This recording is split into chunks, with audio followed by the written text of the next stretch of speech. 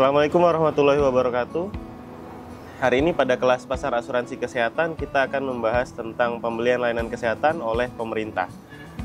Nah, mengapa layanan perawatan ini penting dibeli oleh pemerintah dan apa yang dipilih dan bagaimana caranya? Sebagian besar pengeluaran untuk layanan kesehatan itu dibayar oleh sektor publik di banyak bagian dunia. Pengeluaran pemerintah untuk layanan kesehatan juga meningkat sebagai persentase dari PDB. Ada dua pendekatan untuk menganalisis lembaga pemerintah. Yang pertama itu normatif perspektif dan yang kedua ekonomi politik perspektif. Nah, untuk normatif yaitu tindakan dan keputusan yang berkaitan dengan kesejahteraan sosial. Sedangkan yang ekonomi politik yaitu tindakan dan keputusan berdasarkan kepentingan mereka sendiri dan tunduk pada pengaruh politik. Dalam bab ini kita hanya merujuk pada semua aspek kualitas layanan kesehatan ini. Nah, jadi ada kualitas dan upaya pengurangan biaya itu tidak dapat diverifikasi. Jika kualitas dan upaya dapat diverifikasi, agen pemilihan ini dapat memastikan penyediaan yang tepat dengan menentukan kuantitas dan kualitas layanan yang diinginkannya dan memberi penghargaan yang cukup kepada pemasok untuk membuat pasokan berharga. Masalah kualitas yang tidak dapat diverifikasi ini sudah tidak umum lagi gitu ya untuk layanan kesehatan karena mereka banyak muncul di berbagai pengadaan yang dilakukan oleh pemerintah sebenarnya.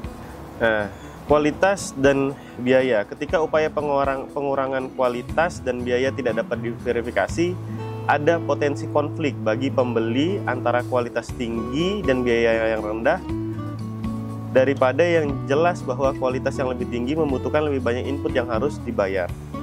Kemudian ada namanya reimbursement fee atau penggantian biaya, yaitu pembeli mengganti pemasok untuk biaya aktual penyediaan layanan dan ini sesuai dengan pembayaran berbasis asuransi standar dan pembayaran Medicare, contohnya di Amerika itu untuk pasien lanjut usia. Ini jauh sebelum Medicare melakukan reformasi pada tahun 1983. Nah, kemudian ada yang modelnya fixed cost, yaitu harga tetap, yaitu untuk setiap orang yang dirawat yang independen dari biaya yang perawatan sebenarnya. Ini sesuai dengan sistem PPS atau Prospective Payment System yang diperkenalkan oleh Medicare di Amerika Serikat pada tahun 1983. Dan kontrak biaya per kasus yang digunakan oleh beberapa pembeli otoritas kesehatan di Inggris sejak reformasi National Health Service yang dimulai pada tahun 1990. Kemudian terkait kualitas dan usaha.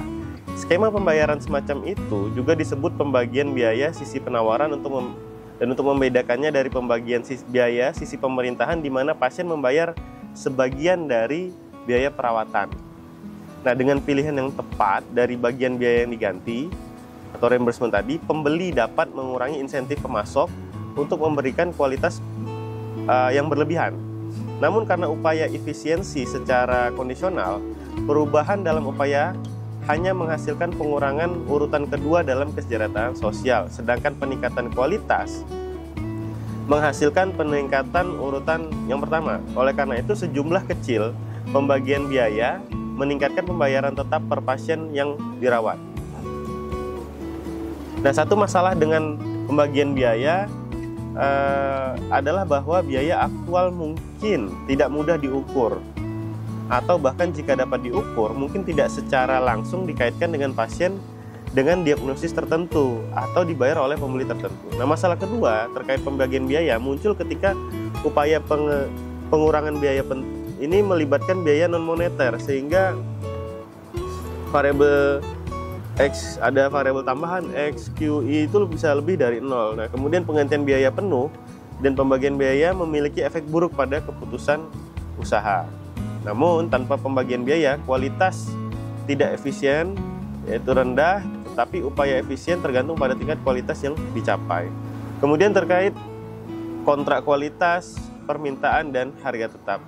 Apakah kualitas layanan itu mempengaruhi permintaan perawatan? Ya, permintaan mungkin tidak dapat menanggapi kualitas untuk semua layanan. Contohnya, perawatan darurat. Nah, jadi ketika darurat sudah tidak lagi memikirkan kualitas. Namun, ya apa yang ada yang bisa melayani dan bagaimana kecepatan untuk melayaninya itu lebih penting. Terutama terkait perawatan darurat, maka kecepatan untuk perhatian dan lokasi yang bisa menyelesaikan masalah darurat itu jauh lebih penting. Dalam kasus yang tidak darurat, itu akan mempengaruhi apakah mereka ingin pergi untuk perawatan atau tidak, jika terkait kualitas layanan. Nah, pemasok yang menawarkan kualitas lebih tinggi itu akan menarik lebih banyak pasien. Semakin tinggi harganya, semakin berharga bagi pemasok untuk menawarkan kualitas yang lebih tinggi untuk menarik lebih banyak pasien. Namun dalam proses pembelian layanan kesehatan atau pengadaan layanan kesehatan oleh pemerintah akan dihadapi oleh dua pilihan tadi, yaitu apakah mereka harus meningkatkan kualitas layanan atau efisiensi pada harga sehingga bisa banyak masyarakat yang tercover oleh layanan ini. Contoh yang pertama adalah efisiensi dengan harga kontrak tetap atau fixed cost. Nah, di sini akan ada lebih banyak persaingan antara pemasok. Itu juga mencerminkan efek peningkatan kualitas oleh pemasok. Analisis statis komparatif standar menetapkan bahwa kualitas adalah fungsi kenaikan harga sehingga pembeli dapat dengan manipulasi harga mencapai tingkat kualitas di mana permintaan meningkat dalam kualitas yang tinggi gitu. Yang penting untuk diskusi ini adalah bahwa permintaan masing-masing pemasok sendiri meningkat dengan kualitasnya sendiri untuk kualitas tertentu yang disediakan oleh pemasok lain. Bahkan jika permintaan pasar secara keseluruhan tidak sensitif terhadap kualitas. Nah, kemudian ada ketidakpastian tentang biaya dan tentang hubungan kualitas dan permintaan. Efisiensi tarif dua bagian sebenarnya tidak bergantung pada hal ini diketahui dengan pasti, asalkan pemasok tidak memiliki informasi yang lebih baik pada saat memutuskan kualitas dan upaya daripada pembeli pada saat persyaratan pembayaran ditetapkan dan asalkan para pihak itu netral risiko. Nah, pemasok yang menghindari risiko itu menghadapi ketidakpastian tentang fungsi biaya yang akan menginginkan asuransi terhadap ketidakpastian dalam pendapatan bersih yang dapat disediakan oleh pembeli untuk membayar sebagian dari biaya aktual yang dikeluarkan oleh biaya pembayaran tetap per pasien yang dirawat. Kemudian ada pembayaran prospektif, biaya dan kualitas atau PPS tadi ya. Penggantian biaya, kemudian PPS itu memberi penghargaan kepada pemasok dengan pembayaran tetap per pasien yang dirawat dengan jumlah pembayaran tergantung pada kelompok dengan diagnosis tertentu, tempat pasien ditempatkan gitu ya.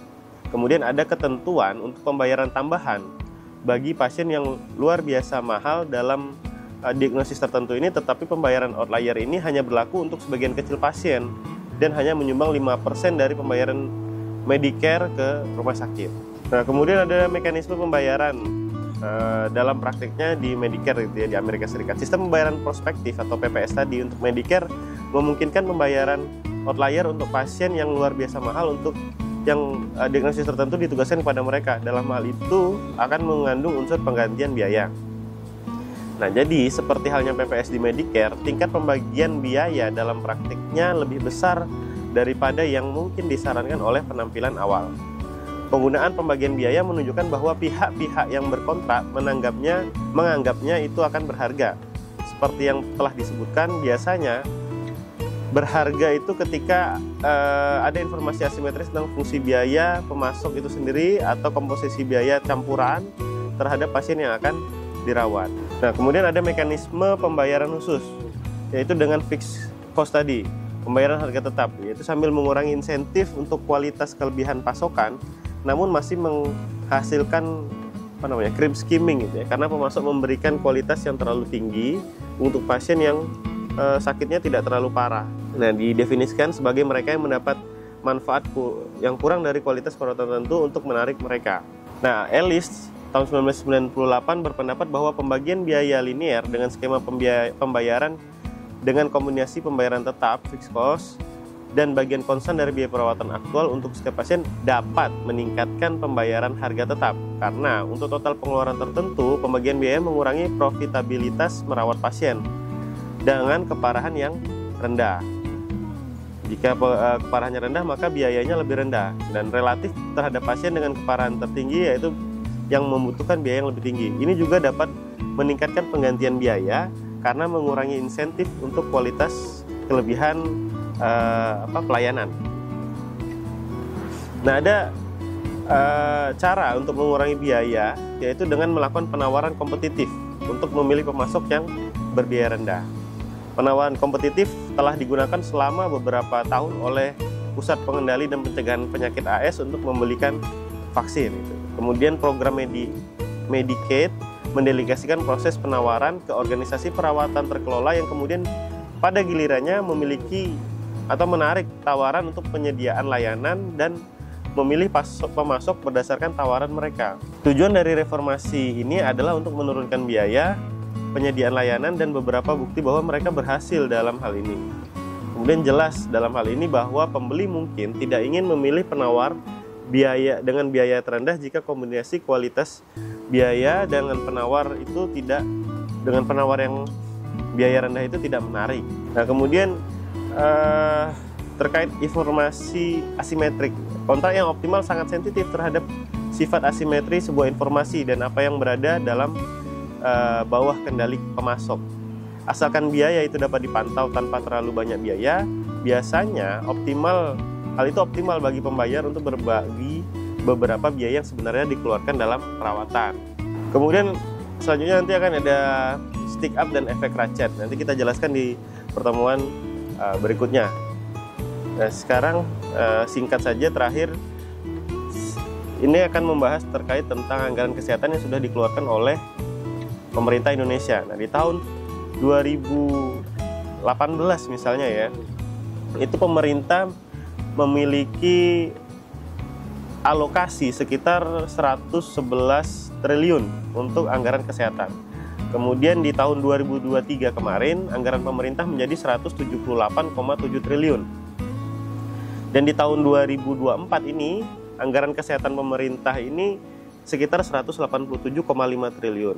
Nah, meningkatnya ini khususnya di tahun 2024 adalah untuk akselerasi penurunan stunting dan melanjutkan transformasi sistem kesehatan. Sedangkan persentase dari APBN ini anggaran tahun ini sekitar 5,6% dari total APBN, dan ini tumbuh sekitar 8,7% dibandingkan tahun 2023 lalu.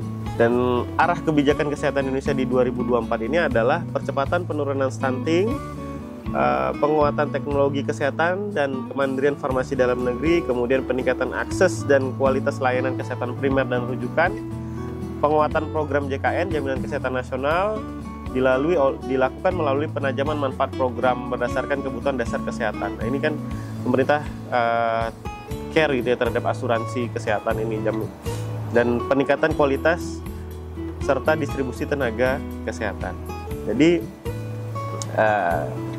baik, sekian materi terkait belanja negara oleh pemerintah. Kita ketemu lagi di materi-materi selanjutnya. Terima kasih. Assalamualaikum warahmatullahi wabarakatuh.